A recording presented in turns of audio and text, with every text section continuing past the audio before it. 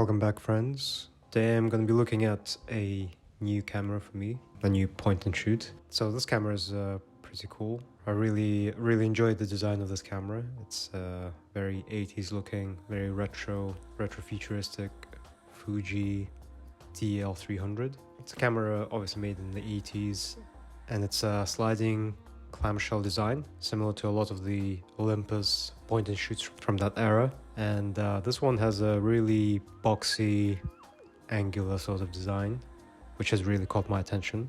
And yeah, by the way, if you like camera reviews and photo talks in the future, just click like and subscribe. I'll try to do more of these kind of reviews in the future as well. So back to the camera. This one has a quirky drop-in film loading system. So the back door for the film doesn't really fully open. So what you do is you drop in the film canister from the bottom.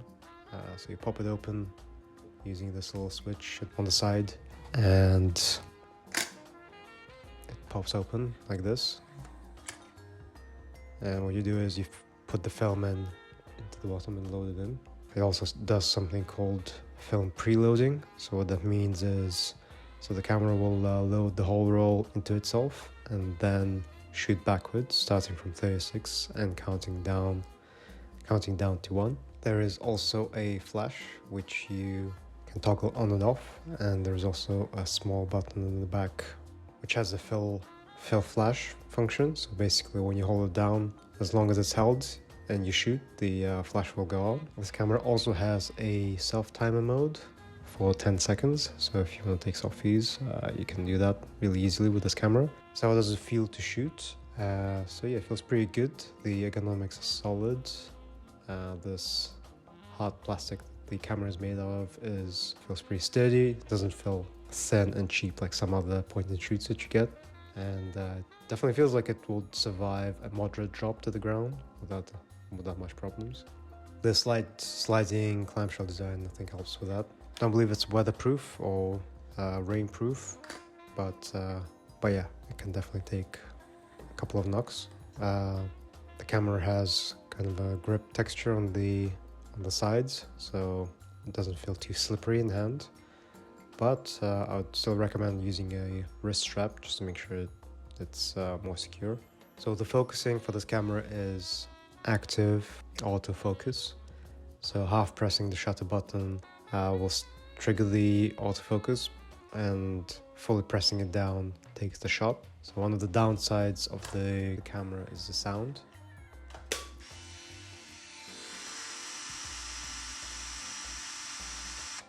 So when you use the autofocus, the autofocus mode definitely makes kind of a grindy kind of noise.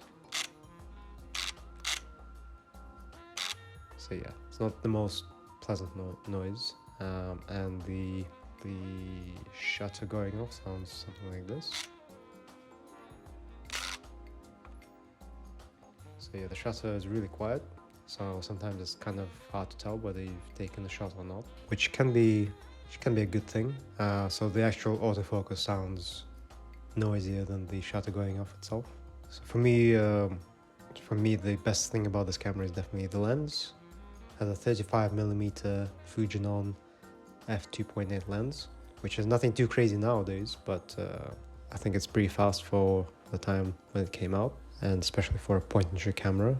Quality out of these pics from this camera is just great, as long as you shoot in the right conditions. And there is no exposure compensation, so the camera will decide the settings for you. I believe the shutter speeds range from 1/5 to 1/400 of a second. A quick note about the flash. So the flash actually has a red eye reduction mode, so you can toggle it on the top of the camera using the LCD screen. Another good thing about the camera is you can use a range of film speeds from 100 to 1600, as long as they're DX coded. So these are probably the most popular film speeds. If you want to shoot something that's a bit faster or a bit slower, then you'll either have to use a sticker to kind of hack the film canister DX code, or just use a camera with manual modes.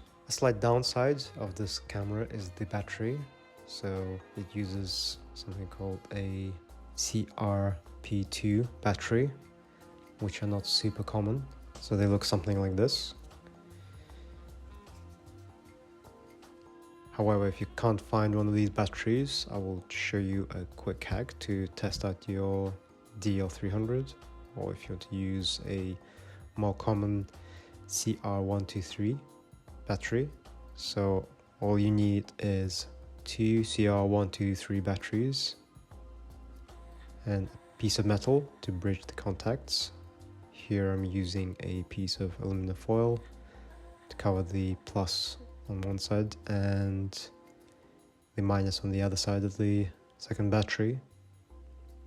So you push it down together to close the circuit, and make sure to close the lid tightly on top so the contacts are touching the metal. And now that should work, and you can use these batteries to operate the camera.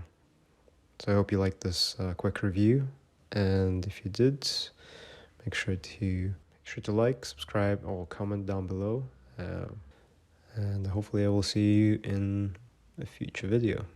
Thanks.